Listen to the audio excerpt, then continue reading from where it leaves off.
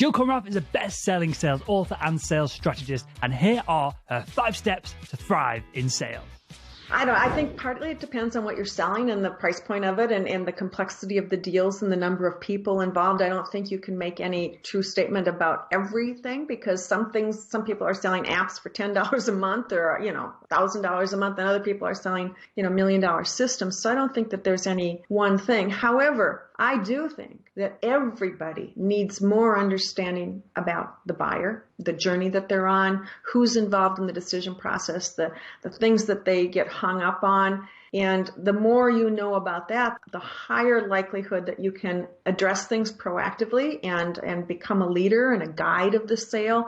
And that's what helps move the deal along more than anything. I mean, I honestly think if you ask me, and again, I don't sell, widgets or anything that's low priced. I mean, to me, the more you understand and the more value you can bring, the higher likelihood that you can get a deal and that you can close something. And let me add one other thing too. For years, I've been a big proponent of trigger events. The trigger events are things that happen either within a company or external to a company that suddenly change an organization's priorities. And to me, if you're looking at who should I be selling to if I want the shortest possible decision process, you should be looking for organizations that are already going through some sort of change themselves, who are analyzing what they're doing and saying, wow, can we continue with what we have, or should we be looking at something else? And if you get people at that point, they're already open to doing something different, and then things speed along much faster.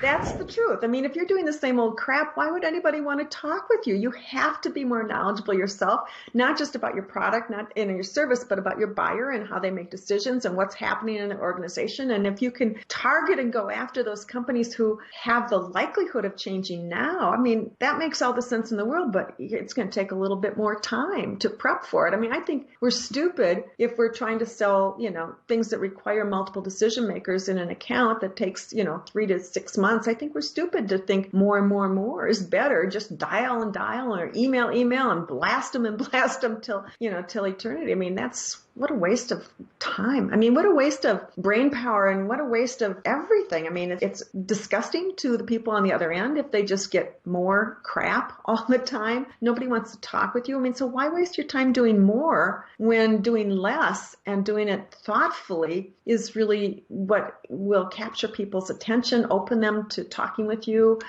position you as you want to be positioned as an expert who can bring value. I mean, that's doing less and doing it better.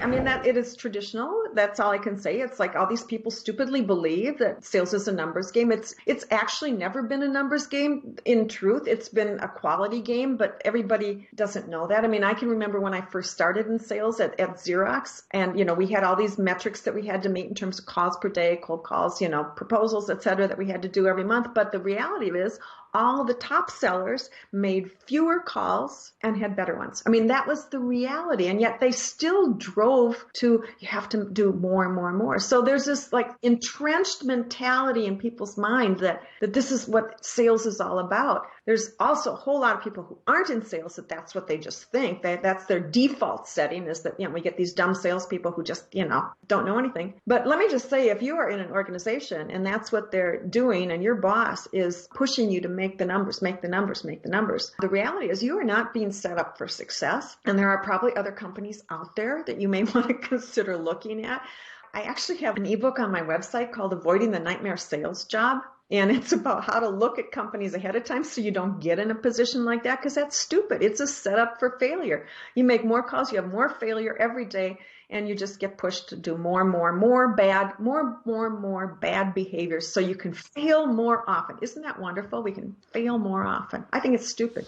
I think that there are a couple things involved. First of all, if you're a new salesperson, you do have to call on more people to have success, because your close ratio on every aspect of your, sale is, I mean, everything that you do, you have to make more calls to get a meeting. You have to have more meetings to get a demonstration, whatever the logical next progression is in an organization. So new people do have to do more because their failure rate is higher. But I think what would be a very interesting thing to do is to, rather than having numbers or benchmarks for everybody in the company, but to identify some leading edge benchmarks in terms of, where can you improve? And if you're tracking your metrics at all and you know how many calls you're making and you know how many initial calls or initial emails convert to initial meetings, then you have some data to work with. And to me, if everybody can be focusing on how can I improve my own metrics so that I can make fewer calls or I can send fewer emails and have better success. So to me, if you can think about how can I do less to get more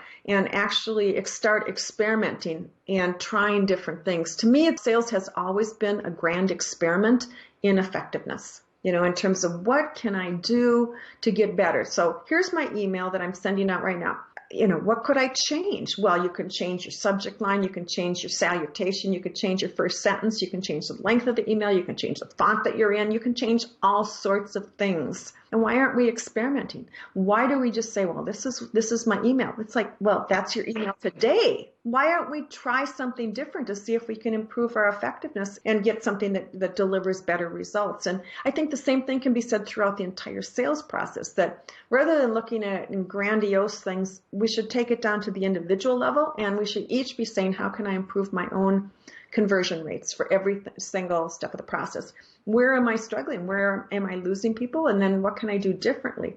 I think it's a real different conversation to have in that, and to even pull entire teams in there and say, let's, as a team, start experimenting and see if we can come up with different ways to do this. And we'll try it, and we can even have some fun and competition in doing this too. But it's really about tackling sales as an experiment, and let's see what can be improved. Sure. I mean, if you take a look at it, do they happen in certain parts? I mean, the drop off at the beginning is huge. How many emails or phone calls do you have to make to have an initial contact? That's huge. I mean, there's so much that can be done at that point. The failure rate of initial meetings is atrocious. It's atrocious. And we should be saying, what can we do differently in an initial meeting to get different results? I mean, why would we just say, well, I had the meeting, they loved us, nothing happened? I mean, they loved us, nothing happens. That doesn't compute. I mean, if they loved you, they should be saying, how soon can we sign up for this? And when can we get one in our office, or how soon can you get somebody here? But if that's not happening, there's a failure point, and we can identify it and say, what can we do differently? This is an experiment. How can we change things up? And people can be reading, they can be talking to their peers, they can be, watching YouTube videos, they can be listening to podcasts. But why should we just sit and accept that sales is a stagnant process? It is it's an evolving process. And what we have today is only our best guess right now. And there's always room for significant improvement. I don't think people treat sales like that. I think they just do it. I think they do sales, not treat it as a grand experiment,